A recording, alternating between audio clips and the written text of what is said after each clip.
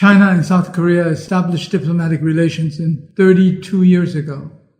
And I think it was 1992 or something like that.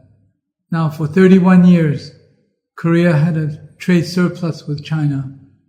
And basically, it's sending lots of intermediary goods to final assembly China, and then either re-export to sell to other markets or to sell to the Chinese market. And this is the first time after 31 years that last year South Korea had actually a trade deficit with China. What happened?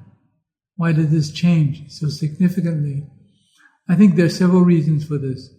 One, the blockage or the joining of South Korea into the U.S.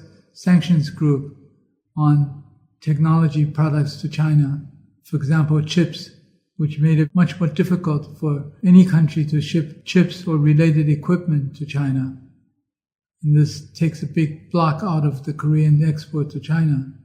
And secondly, China became, in that process, much stronger in the manufacturing of these products themselves. So they don't really have to rely increasingly on the South Korean suppliers. They can do this themselves. And this is already being seen in the marketplace, where on the last generation chips, not the latest generation chips, China has already become a dominant supplier. Another sector, same thing has happened. Batteries. South Korea used to be a dominant force in the production of batteries for electric vehicles and also for solar panels. What happened? China is now the dominant force in the production of batteries for electric vehicles. So they no longer need to import from Korea. In fact, they're taking away the Korean market. What we have is Korea, unfortunately, had adhered closely to the U.S. position of sanctioning China and preventing technology advancement in China. And it ends up hurting them. But maybe they made a political decision there to still stick by the Americans, follow the Americans in terms of policy of China containment. Otherwise, they may lose more, they feel. At least right now, it's very clear that they're losing on the trade front with China.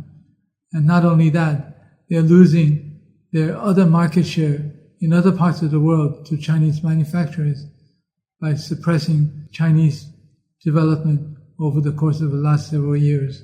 So now, instead of being able to export chips and batteries to China, they now are losing market share all over the world in both chips and batteries. They made an assessment that it's a lost-loss situation anyway, in which way they would lose less. And their decision was, losing less, you got to stick by the Americans. But what they didn't realize is that they actually lost a lot more by giving up on the Chinese market, the Chinese collaboration with Chinese companies, and it in fact has impacted on their position in the marketplace worldwide, because by forcing the Chinese government and the Chinese companies to develop technologies themselves, developing more advanced manufacturing capacity, produce more advanced products themselves, has made it more and more easier for the Chinese to penetrate global markets with last generation technologies. And this has already occurred. And it's very clear in the battery sector, this has happened. And also it's also very clear in the chip sector, it's occurred.